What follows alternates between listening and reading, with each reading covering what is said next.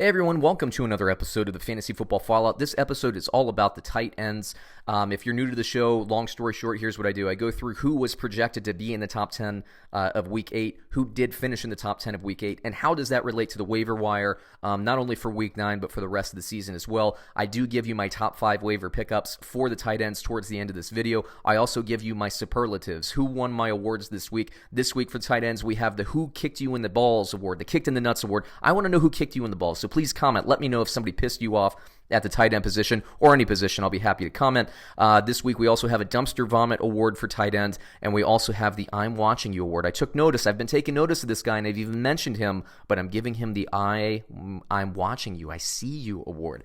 Before we get going here, before we get started, if you could give me 2 seconds of your time for 2 clicks, a like and a subscribe.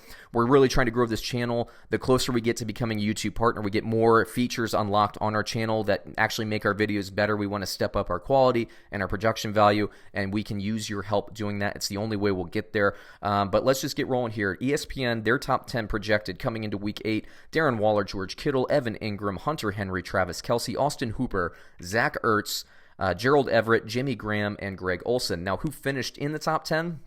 Who actually performed there? The ones in white were the ones that ESPN got right in their predictions in terms of top 10. So you see they only had 3 out of the 10. Ryan Griffin, Darren Fells, Jonnu Smith, Austin Hooper, Travis Kelce, Evan Ingram, George Kittle, Tyler Eifert, Charles Clay, and Demetrius Harris. Now, before we get into the waiver wire picks, I'm going to give you my superlatives, my 3 awards here. The first award is the Kicked in the Nuts award. And the Kicked in the Nuts award goes to Jacob Hollister for Seattle. You broke my heart, Jacob. You broke my balls. Look, Will Dissly was out. I saw him in the first game after Will Dissly was out for Seattle. I thought, this is a guy that's going to pop. Especially against Atlanta. This is a great matchup for him to have a coming out party. I said he was going to get in the end zone. I'd recommended him. He was owned in 0% of leagues, so I know he was out there. And he just didn't produce. It's a bummer. I think he was barely part of the game plan. What ended up happening is in the red zone, those looks ended up going more towards DK Metcalf, which you can understand. He's a very physically imposing receiver. Now, is Jacob Hollister going to play the rest of the season like that? No, I'm sure he'll be integrated, but I was expecting bigger things, so it hurt my daily fantasy lineups, a couple of them, because I rolled them in there as a bummer. Now, the Dumpster Vomit award for the person who sucked. You suck! Trey Burton. This is kind of easy pickings for me. I probably, he wasn't any worse this week than he was in previous weeks, but, this is just like a cumulative effect over the last year and a half. Everybody wants Trey Burton to be good. This offense wants Trey Burton to be good. And I don't think this is a Trubisky. I don't think it's a quarterback. I just don't think he's that good.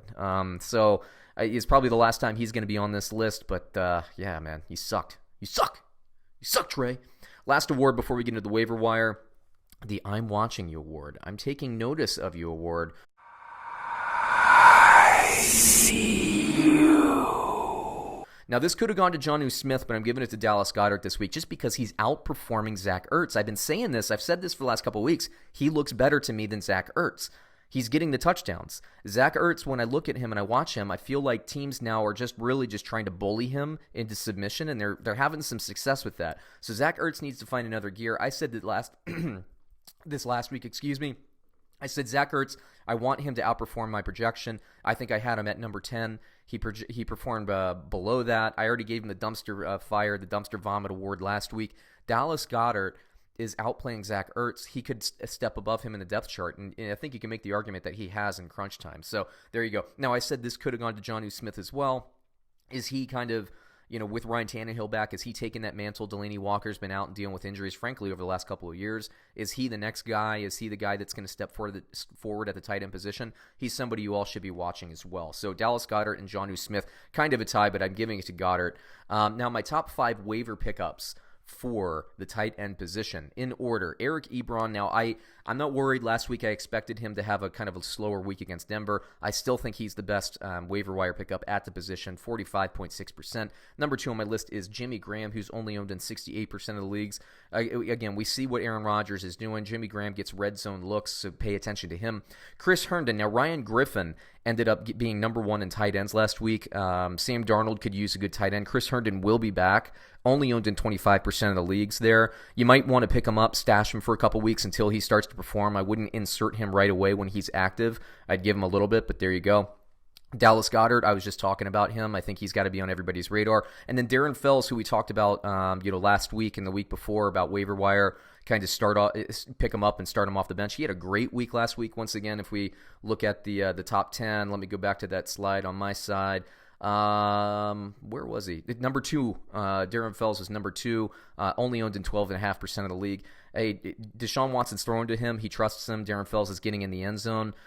So good for Darren Fells. I think he should be rostered at this point, and arguably a weekly start at the tight end position. So there you go. There takes me through another episode. We do every position group, so keep an eye out for another video. Once again, please like and subscribe and comment. If you think I'm missing somebody, please let me know. I'd love to have the discussion, and catch us on another episode soon. Thanks, everyone.